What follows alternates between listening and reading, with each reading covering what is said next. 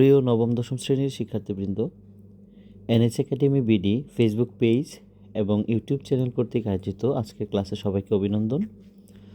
তোমরা যারা এবার নবম শ্রেণীতে উঠেছো এবং বিজ্ঞান বিভাগ নিয়েছো এবং যারা এবার দশম শ্রেণীতে রয়েছো বিজ্ঞান বিভাগ নিয়ে পড়ছো এবং 2026 সালে এসএসসি পরীক্ষা দিবে, তোমাদের অনেকেই হয়তো তোমাদের এসএসসি বায়োলজি প্র্যাকটিক্যাল খাতা কাজ শুরু করেছো ইতিমধ্যে, এবং প্র্যাকটিক্যাল খাতার কাজগুলো লিখতে গিয়ে তোমরা অনেকই সমস্যার সম্মুখীন হচ্ছ।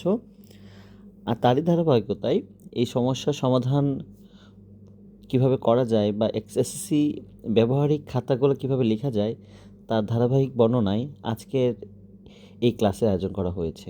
প্রিয় শিক্ষার্থীবৃন্দ, তোমাদের ব্যবহারিক খাতা লেখার প্রথম ধাপেই একদম প্রথম দিকে যে পেজটা নেওয়া হয় সেটাকে বলা হয় ইন্ডেক্স পেজ, এবং এই ইন্ডেক্স পেজে তোমরা যে লেখাগুলো লিখবে, যে এক্সপেরিমেন্টগুলো তোমরা এখানে লিখবে, তোমাদের বিষয়ভিত্তিক শিক্ষকের নির্দেশনা অনুযায়ী তার একটা তালিকা এখানে দেওয়া হয়ে থাকে, যেখানে সিরিয়াল নাম্বার, তোমাদের ওই এক্সপেরিমেন্ট বা পরীক্ষণটি যেদিন নেওয়া হয়েছিল তার ডেট, পরীক্ষণের বিষয় এবং তোমার ওই পরীক্ষণটি তোমার ব্যবহারিক খাতার কত পেজে লেখা হয়েছে সে বিষয়ে এখানে একটা সারমর্ম লেখা থাকে, যাকে আমরা ইন্ডেক্স হিসেবে চিহ্নিত করছি।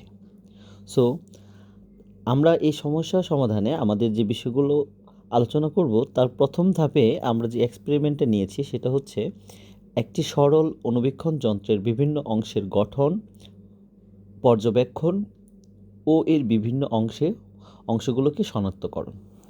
সো আমাদের এই 1 নম্বর যে পরীক্ষণটি দেখছো তোমরা, এই 1 নম্বর পরীক্ষণটি সমস্যা সমাধান করার জন্য আমরা প্রথমে যে কাজটা করব, তোমাদের ব্যবহারিক খাতা নিয়ে নিবা। ব্যবহারিক খাতা নেওয়ার পরে তোমরা এইভাবে খাতার ঠিক উপরের অংশে দেখতে পারবা লেখা আছে এখানে নেম অফ দ্য এক্সপেরিমেন্ট, অর্থাৎ তোমার পরীক্ষণের বিষয়টার নাম।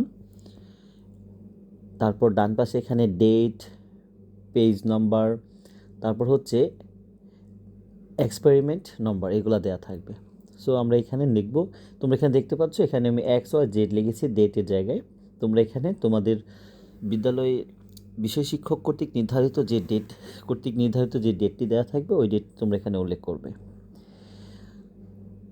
নেম অফ দ্য এক্সপেরিমেন্টের জায়গায় তোমরা যে পরীক্ষণটি লিখতে যাচ্ছ সেই পরীক্ষণটি এখানে লিখবে। তারপর এখানে একটি চিত্র অঙ্কন করবে। চিত্র অবশ্যই আমাদের পেন্সিলে আঁকতে হবে, বিষয়টা মাথায় রাখবা। এক্ষেত্রে বায়োলজির চিত্রগুলো আঁকার জন্য সবচেয়ে ভালো হয় তুমি যদি 2B অথবা 4B পেন্সিল ব্যবহার করো।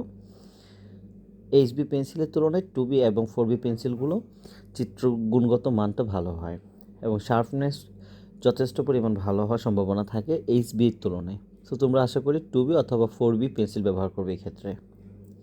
প্রিয় শিক্ষার্থীবৃন্দ, এই চিত্রটি আঁকার পরে পরবর্তী ধাপে আমরা এক্সপেরিমেন্টের বর্ণনামূলক কিছু বিষয় আলোচনা করব। So name of the experiment, আমরা সেখানে আগের মতো করেই পরীক্ষণের বিষয়টি সম্পূর্ণটা লিখে ফেলব। ডেটের জায়গায় বিদ্যালয় তোমাদের বিষয় শিক্ষক কর্তৃক নির্ধারিত যে তারিখ, ওই তারিখটা তোমরা এখানে লিখবে। এছাড়া যেহেতু এটা আমরা 2 নম্বর পেজে লিখছি, সো আগের পেজটা 1 নম্বর ছিল, এই পেজটা হচ্ছে 2 নম্বর পেজ। সো আমরা এখানে পেজ 2 উল্লেখ করব এবং এক্সপেরিমেন্টের জায়গায় যেহেতু এটি 1 নং এক্সপেরিমেন্টের একটি অংশ, তাই আমরা এখানে আবারও এক্সপেরিমেন্ট নম্বরের জায়গায় ওই 1 নম্বর এখানে লিখছি, যেহেতু এটা আগেরটা এবং এইটা একই বিষয়, একই পরীক্ষণ। আচ্ছা, এখন তোমরা যে বিষয়টা নিয়ে এক্সপেরিমেন্টটি লিখছো সে বিষয়ে চিত্র আঁকার পরবর্তী পেজে আমরা এখন আছে, এখানে আমরা এই বিষয়ের উপর একটু বর্ণনা লিখতে হবে। তো এখানে লেখা আছে একটি সরল অণুবীক্ষণ যন্ত্রের বিভিন্ন অংশের গঠন এবং এর বিভিন্ন অংশ শনাক্তকরণ বিষয়ে। সো এই বিষয়ে এই অণুবীক্ষণ যন্ত্র বা সরল অণুবীক্ষণ যন্ত্রটা আসলে কি, এটা কোন কাজে ব্যবহার করা হয়, এই বিষয়ে আমরা একটু প্রাথমিক ধারণা দিব। এখানে সেই ধারণাগুলো দেওয়া হয়েছে, তোমরা বর্ণনা দেখতে পাচ্ছ। এছাড়া এই যন্ত্রের বিভিন্ন অংশগুলোকে চিহ্নিত করতে হবে। সরল অণুবীক্ষণ যন্ত্রের বিভিন্ন অংশগুলোকে চিহ্নিত করতে হবে।